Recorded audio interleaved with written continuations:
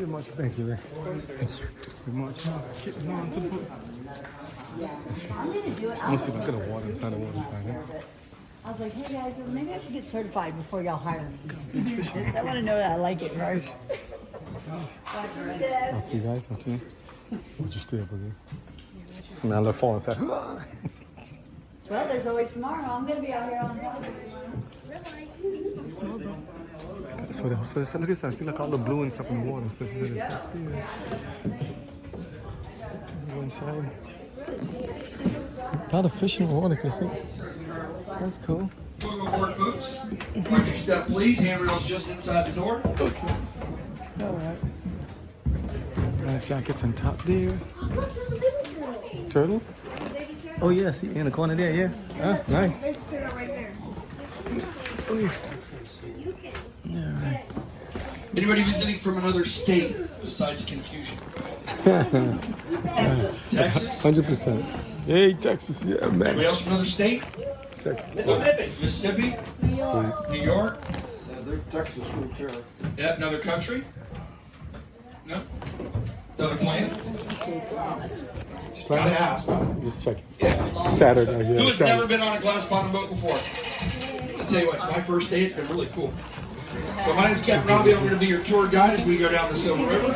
We're on board the GP Immaculate, one of the world famous and historic glass bottom boats here at Silver Springs. Now, as we depart the dock, we are licensed and inspected with the U.S. Coast Guard. There are 2 fire extinguishers on board, one located up front to the left and one here to my right. If you look above your head, those orange things up there, those are life jackets. Now, in the event you think you need one or you see me put mine on, reach up there and pull one down, unbuckle the strap, stick your head through the hole, wrap the step around behind you, and reclip it up front. Now, in over 140 years of glass bottom boat tours, we have not had to use life jackets, and we are not going to start today. I'm with you. Now, in the event something really bad happens, like we hit an iceberg, or we get struck by a torpedo and we have to abandon ship, your emergency exits are located up front and back here behind me. If I give that command, calmly and orderly stand up, grab a life jacket, make your way to an exit, and step off into the beautiful crystal clear waters of the Silver River. And in most places, you can walk right to the shoreline. But do not worry, because in the meantime, our highly trained team of rescue alligators will be dispatched. I can imagine that. On a serious note, if we do find ourselves in the water, just listen for the sound of my voice, because at that time I'll be standing over there on the bank giving you instructions. Just saying. Swim this way. Now, the first glass bottom boat tours were in 1878. A 14-year-old young man took a wooden rowboat, put a piece of glass in the bottom of it, and he would paddle up and down the river giving tours for a nickel apiece. If you look out the left-hand side of the boat here, as we end the seawall here, you'll see a bird sitting there on top of that bench. That is an anhinga. Those birds swim underwater, stab fish with that beak, bring it to the surface and swallow it. They're also called a snake bird, because when they swim, just their head and neck poke up out of the water. It looks like a snake. Yes. If you look again over here to the left in the trees, you'll see one with his wings spread open. It's because they do not have an oil to keep their feathers waterproof, so when they get done swimming, they can't fly. They have to dry. Oh, for real? He's right here. That's interesting. Poor thing. You took the time out. So yeah, these boats are 50 years old. That's real glass you're looking through. It's about a ½ inch thick. Now, in any of the springs we're going to visit, the water temperature is a consistent 72 degrees year-round. The water purity is almost 98% pure. That's what helps with the clarity of the water, and it makes the depths very deceiving. That also made Silver Springs world famous for another reason. It's for all the movies that have been made here. Now, the first movie made here was in 1916. It was a silent black and white movie called The Seven Swans. Now, since then, there's been well over 200 movies, commercials, TV shows, and documentaries made here. So this first spring we're going to go over here is called Spring of Stars, named in honor of all the actors that have worked here. Oh, she comes inside.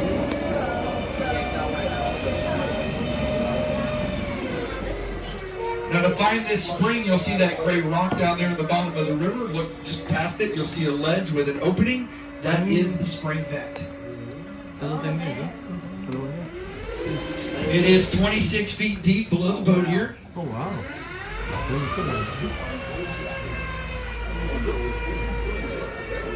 See why filmmakers like coming here? Because of the natural lighting, the clarity of the water. They didn't have to travel too far to find somewhere to make a movie. Didn't see any gators. It's a good sign. Good fish. Now, it has been some time since we've actually had a movie made here, so the star of our springs are our fish. Get these guys to come up to the bottom of the boat here and wave at everybody. The little guys down here that are green and have brown stripes, those are called brim and bluegill. We call them lucky brim. That's because it is illegal to fish along the entire Silver River. These guys will never make it home to a fish fry.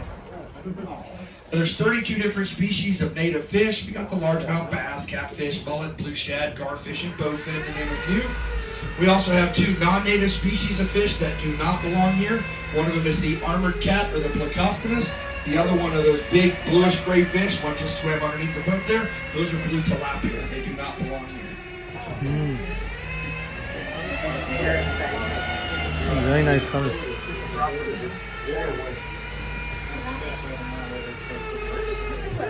Now, this next spring we're going to visit is an actual movie set.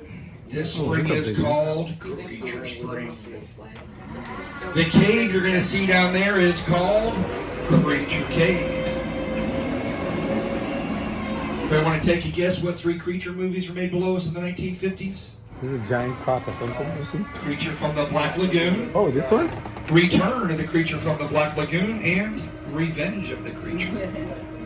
In all those movies, you're going to see that I cave think I down saw there, that. because in the movie that was the creature's home, the creature was named the Gill Man. He looked like a cross between a human and a lizard. I think I saw that. If you want to see one of these original costumes when you get off the boat, visit the Education Center or the Discovery Center. They got one of them on display in there. What's that? The gentleman that played the creature, his name was Rico Browning. He was a stunt director for movies and TV shows. They said Rico got the part because 1, he can hold his breath the longest, and 2, he can fit the costume. It's 33 feet down to that cave. Wow. He'd free dive that with that costume on, crawl in there, then jump out and scare everybody. That's He cool. worked on other TV shows that were done here, like I Spy and Sea Hunt. Later became an underwater filmmaker, helped film scenes for the James Bond movies, for Never Say Never, Moonraker, and Thunderball, which all 3 film scenes here. And if you ever saw the TV show called Flipper, about the 2 boys here in Florida with their very own pet dolphin, it was not filmed here. It's filmed in South Florida. But Rico was the creator of that TV show. He got the idea when he came home from work one day and saw the kids watching Lassie. He said, why can't 2 boys have a pet dolphin in Florida? Might as well. The rest is history. I see that one before. Now, I bet you didn't think you're going to see it snow Living today here in color. Florida, but here in Silver Springs, it snows every day. This is our Florida snowstorms. The little particles coming out are actually small pieces of shell and limestone, been underground for millions of years. They get eroded away and blown out of that spring bed by the sheer force and volume of the water. Mother Nature's version of a giant snow globe.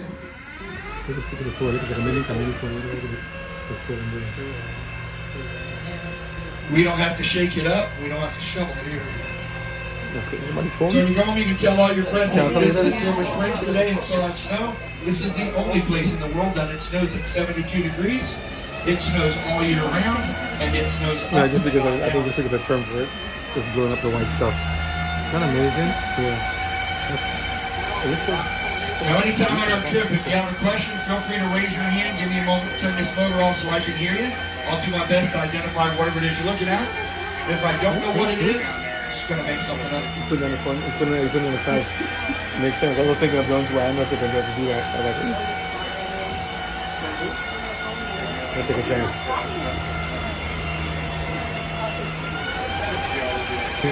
That's how you get all the leaders and amazing leaders. You got a bubble. Now, this grass below the boat is called eel grass or ribbon grass. Prefers to grow in spring-fed rivers. Gets lots of sunshine. Tell which way the river's flowing by which way the grass is pointing. Goes anywhere from 2 to 4 feet in length. That is what the manatees eat when they're here during the winter months. We have 11 manatees that seem to stay here year-round. We just never know when we're going to see them. There was one in the head spring all morning long, and then she went downriver.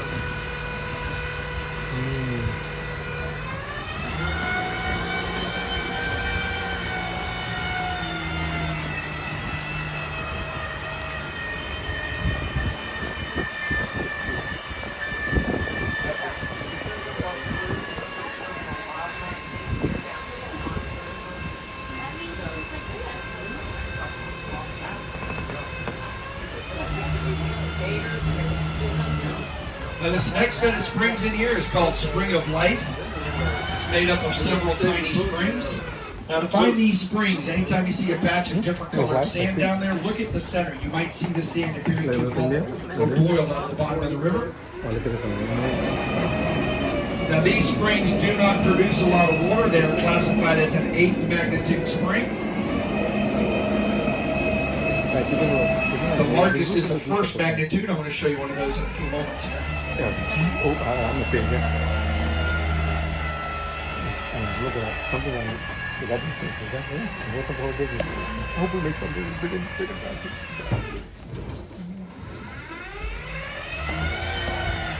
Now coming into view under the glass, you'll see what looks like a rock formation down there, because it's a rock formation. But next to it is a long piece of wood. Hey, Stonehenge. That is the remnants of a Native American dugout canoe. Now the University of Florida carbon dated that, estimated its age to be between 500 to 600 years old, give or take a year or two. The university did return it to its exact spot within 1/8 of an inch.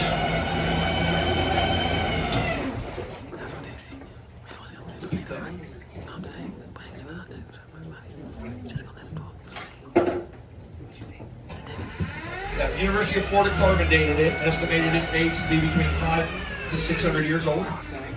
They returned it to the exact spot within 1/8 of an inch.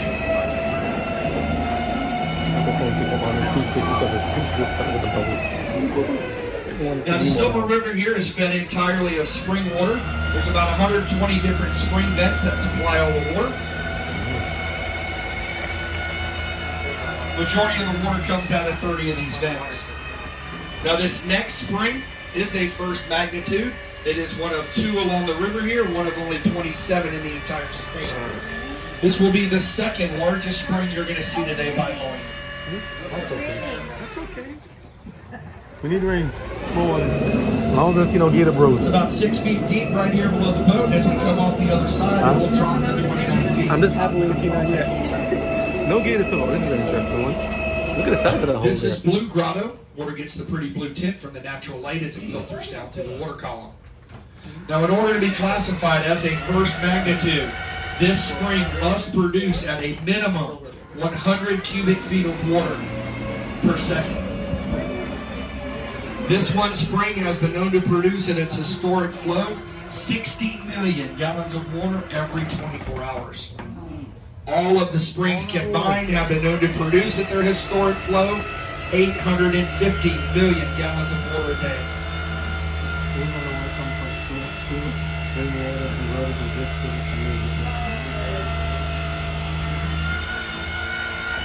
Now, where is all this water going?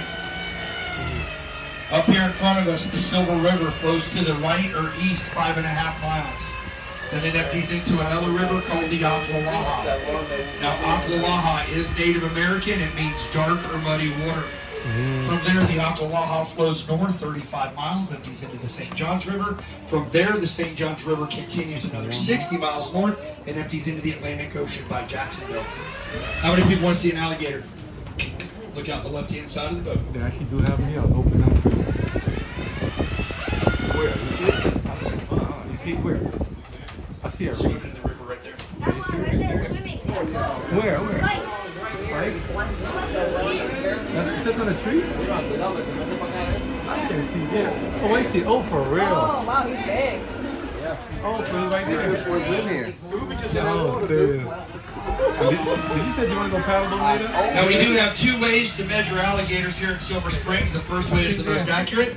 We usually send a volunteer over there with a tape measure. The volunteer we sent out yesterday, can't find him or my tape measure.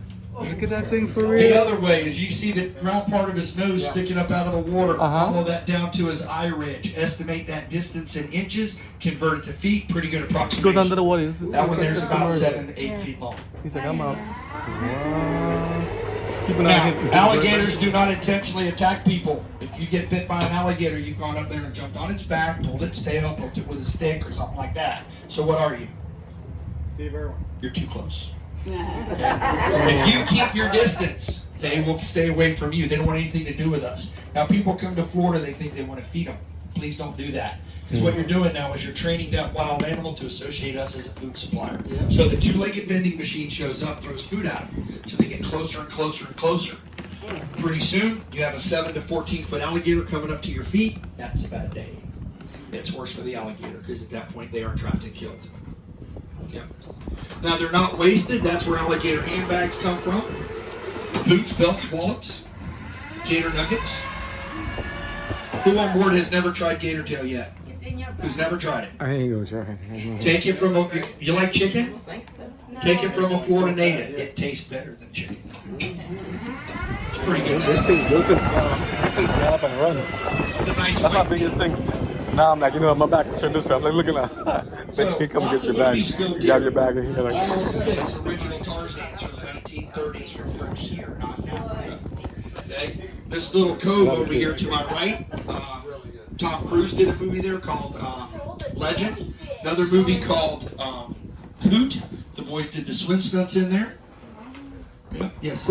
So how with gators and stuff around? How did it? Hold on 1 second. I gotta get out of this shower right here. Or somebody's gonna have to get out and push. All right, try that again. No, so with gators and stuff around, how do they film? How do they manage to film? Did somebody just kind of just? They're not going to be anywhere near the area where they're filming because it's a circus. I mean, there's so many people and boats and camera. Yeah, they go hide. I hope so. They go hide. They really do. No. Or the movie gets better. Yeah. That's what I'm saying. That's what I'm saying. We are too big of an animal for them to eat. Okay, they don't want anything to do with us. I see them eat dogs and stuff. Yeah. They eat dogs because it looks like a little raccoon or something like that. Okay, the people that have been bit or attacked by alligators, they went after the dog, and then the human tries to save the dog, and then the gator gets all of it. Okay, but they will not purposely come after you unless you're feeding them. Oh yeah, I hope not. Yeah. So yeah, they're not going to do that. I hope not. Yeah. Okay, a lot of our alligator bites, 99% of them are by accident. Again, somebody's messing with the alligator, or you're swimming and you bump into each other. That happens extremely rarely. It happens more with shark attacks on Florida's coast. I ain't going in the water. I ain't going in the water. So I don't even know. But that movie Who starred Brie Larson as the sister. Yeah, this is good to movie know. about young men or I teenagers that try to save some endangered owls. So the gentleman that played the high school teacher in it is Jimmy Buffett. So it's a cute movie. If you ever saw Smokey and the Bandit 3 starring Jackie Gleason and Jerry Reed, big boat chase scene up down the river, this is it. For real? If you don't want to watch that whole movie for the boat chase scene, you can find it on YouTube. He's smoking it down. Yeah. Now, back in the day, Silver Springs was the #1 theme park here in the state of Florida. Then the interstate highway systems really started to take off. Nice. A lot of movies. And, paddleboarding down there. The attendance started to slip. So in the 90s, they wanted to bring people back. So if you look through the trees here, you might not be able to see it as good. There's a Twin Oaks mansion watch up the there. gators. It's a huge mansion house. That was actually the concert stage. Now we don't do concerts anymore, but you can rent it for parties and weddings. Silver Springs has become a very popular wedding venue. So in fact, I had a couple of my boat looks so yesterday. good. We're celebrating your 1 year anniversary, and they got married on a glass bunk bed. So it's pretty cool. Yeah. Now all this area up here used to all be privately owned for decades. The biggest company that owned all this land was actually ABC, the American Broadcasting Company, not the other one. Okay. So 93, the state came in, bought all the land that was touching the state park site. They continued to let it run as a theme park until 2013, but the attendance wasn't there. The place was getting run down. The state came in and shut the theme park down and then just converted it all to state park. So the Florida residents actually own a little bit over 4,700 acres. I almost said I get it come out. The nice thing about that is the state does own both sides of this river all the way to the Ocklawaha. There are no homes built on this river. This is how this river has looked for centuries. The turtles. Look at the turtles again. Look at the turtle on top there. Now at the south entrance, there's a campground, there's cabins, there's trails that take you to the river, there's picnic pavilions, all kind of cool stuff. There's also an awesome museum there called the Silver River Museum. It's operated and owned by the Marion County School Board. So during the week, it's closed to the public, but you can visit it on weekends. Phenomenal museum on history, artifacts, animals, stuff that roamed these banks for centuries.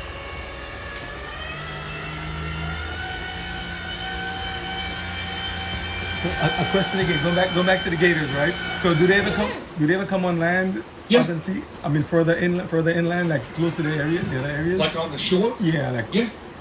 But how about more inland, like close to the venues? Depends if they're looking for somewhere, another pond or something like that. Yeah, I live about 10 miles north of here. I've had them in my yard. You see this patch, this low patch of grass right here? Yeah, their 9-footer was sitting there all day. Oh, On serious? the other side of the those flowers is a walking path. What? I'm driving.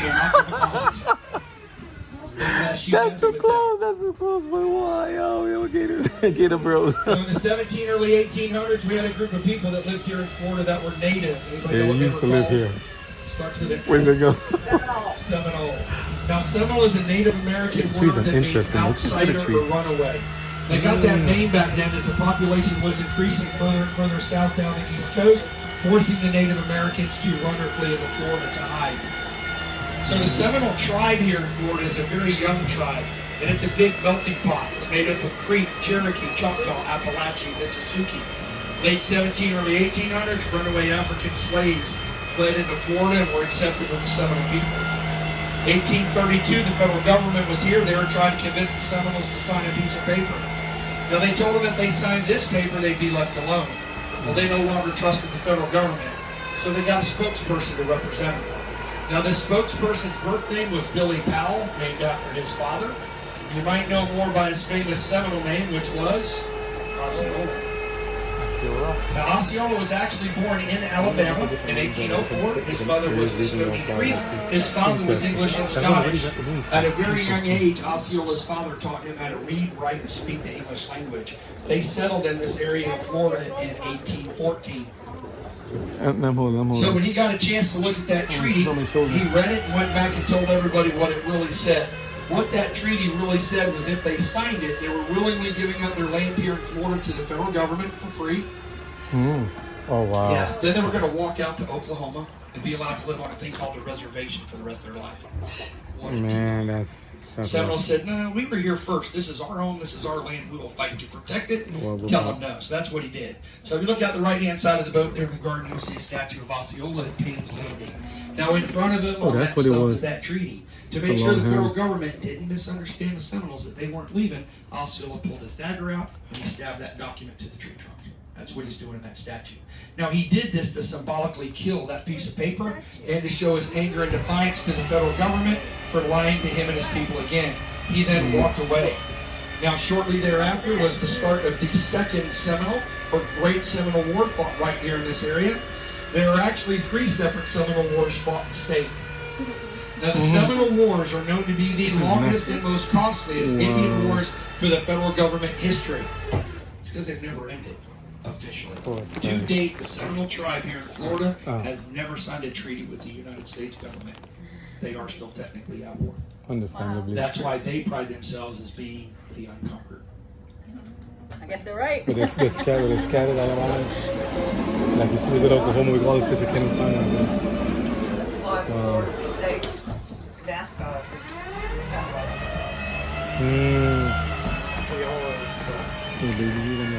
Now, unfortunately, we are coming to the end of our tour, but we will end it with the beginning.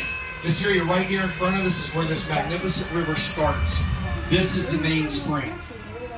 That's going to get deep very fast. I apologize. That's interesting. Oh, no, you're good. You're good. No worries. Yeah, we can take the cameras. But what we're going to do is we're going to look for a patch of white sand down there in a few moments. It's coming under the glass here.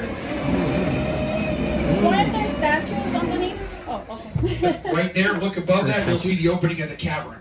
That's the opening on this side. This spring entrance is so long. It's 65 feet long to our left, parallels the river bottom. The tallest part of that cavern is actually 5 feet tall. So if you can hold your breath and walk along the bottom, you can almost walk right into that spring and barely duck your head. Oh wow, that deep. It looks so much. Out of that 850 million gallons of water a day that all these springs can produce, 550 million of those gallons can come out of the ground below you every 24 hours. So no matter what the season is, over 2/3 of all the water that makes up this river comes out of this spring below us every day. Now it's 30 feet deep to the bottom. Down inside the spring, it goes down to 55 feet. So you see how deep this basin is. See how big around it is? This basin right here refills with brand new fresh water about every 38 minutes. And where does the water flow out to? Out to? Yeah. The Atlantic Ocean. Oh, wow. 100 miles away in Jacksonville. Wow. So that is the equivalent of filling an Olympic-sized swimming pool every 4 minutes. And this is the largest artesian spring in the world by flow rate. Wow. Now let's get back to our movies real quick before this rain gets to us too bad.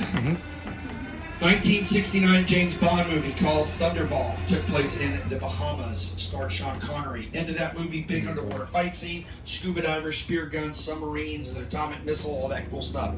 The up close shots where they're moving the missile around were filmed below you with that wall and cave as a backdrop. Second James Bond movie, 1983, Never Say Never Again, starring Sean Connery. The last 15 minutes of that movie were filmed below us.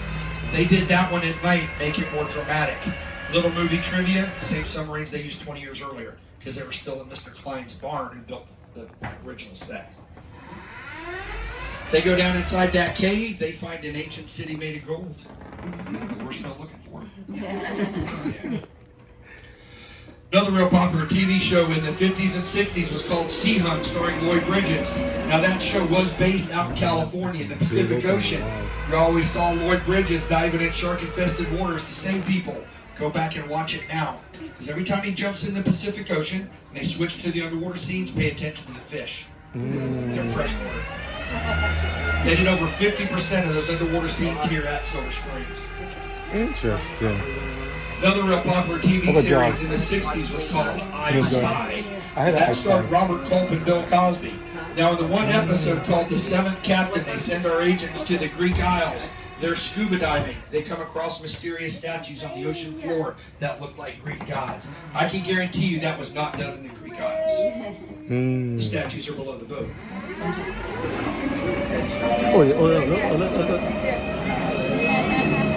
Those are the actual props they used in the TV show. Oh, wow. Now, they stand 7 feet tall. They're made out of an ancient construction material called fiberglass. If you wish to get a selfie with one, you'd have to swim down there 28 feet. Then the park ranger's going to have a chat with you because it's closed to swimming. If you want to get a picture with not one but two, go to the Discovery Center. They got 2 of them on display in there. Now, our last James Bond movie, 1979, that movie was called Moonraker, starred Roger Moore. Took place in South America, then in outer space. In that movie, James Bond gets pushed in this little fish pond. This giant anaconda snake comes out of the bushes and attacks the character, tries to drown him. Guess where the bush is? It's right in front of us. They did that one underwater scene here with a real live stunt snake, and I can prove it. If you go on YouTube and YouTube that movie trailer, when you see the scene with the character fighting the snake underwater, gets drug over a rock ledge, that's it. And then he's on the bottom fighting that snake. If you pause that scene and look in the background, you can see the bases of the statues. Oh, nice. If you watch the movie, you will not see the statues. They only made the trailer. Now, they were here filming for about a week. That scene in the movie was only 60 seconds. But just Google movies, TV shows, and documentaries filmed here. Rebel Without Cause, Don't Give Up the Ship, Moon Over Miami, Sam Whiskey, Jeepers Creepers, The Yearling, Sequest, National Geographic, Steve Irwin, Coke, Wrigley, and Band-Aid, all the commercials here. I mean, the list just goes on and on. Well, guys, this is going to conclude our tour. Looks like we're going to make it in before the rain really hits us. So on behalf of myself and my employer, Kate Leeser, and the state park system, thank you guys for coming out today. Thank you, too. Thank you. Now, please stay seated as we come in here. The wind's picking up a little bit. There might be a small bump. I'll try to make it as small as possible.